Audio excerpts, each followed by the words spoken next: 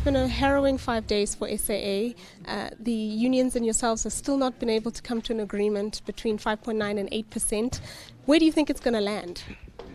Well, we hope that we'll find a common platform. That's why we are really always opening. I mean, even this afternoon, we're meeting the unions because it's important for us that all our staff members must come back to work so that we resume normal operation. It's very critical for us. So we'll keep on persuading them, and that's why we implore on them to please come on the negotiating table. It's critical for the sustainability of the airline going forward. Some of your most profitable routes, including international airlines and some regional flights, are slowly but surely coming on board. Can you tell us more about that?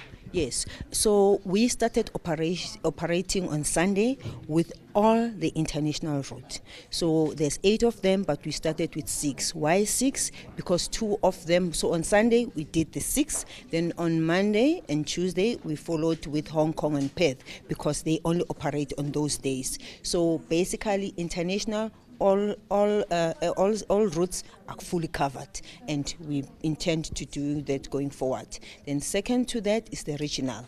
We have started with the 5 regional flights today, but I was also informed by the Chief Commercial Officer that we are looking at 3 more. So the 5 that we announced today, there's 3 more on top of that will be operating. So definitely the more crew coming, the more we are ready to operate. As again, I implore on all our staff to consider and come back. We need each other, all hands on deck, to be able to save our airline and to keep it in the road to sustainability.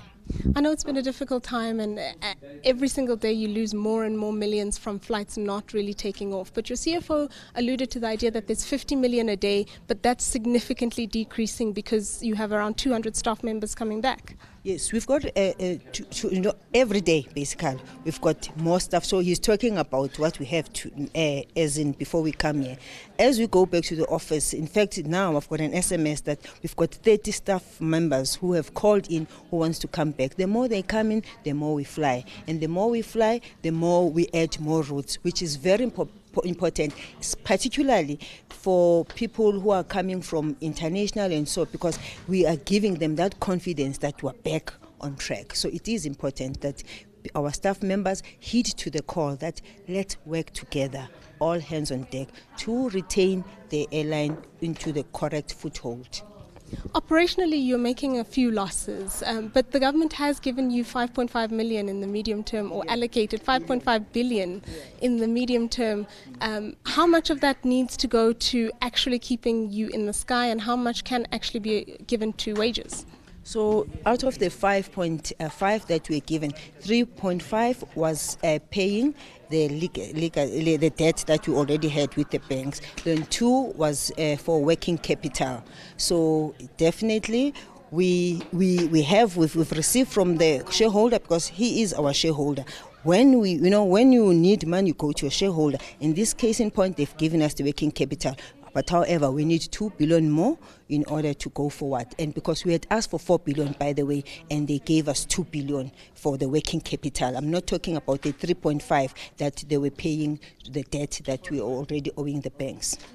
Once SAA is finally fully operational again, do you think you'll be able to realize at least break-even point? Yes, our strategy was meant in 2020 to break even, then in 2021 to start turning around. But obviously a lot has happened. There was a grounding that has happened, and there's a strike right now. So the more interruptions that happen, you're always shifting the possibility of you making breaking even. So that's why we're appealing to our staff to come back, because we don't want to keep on begging or going to the shareholder to ask for this and that, and you as South Africans to keep on bailing us out. That's what we want to do. We have a plan, we want to implement the plan, and for us to implement the plan, we need our staff members to be there to help us to implement the plan. Lastly, there's been much talk about an equity partner, but the equity partner discussions obviously have to be put on hold for now as well.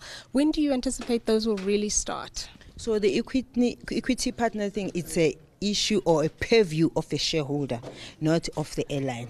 Our duty is to make sure that we return the airline to profitability or put it in a good shape enough so that as they're talking about the equity partner, they look at this baby and think this baby is healthy enough to be able to get into those negotiations. So we have that responsibility, and we are steadfast wanting to deal with that.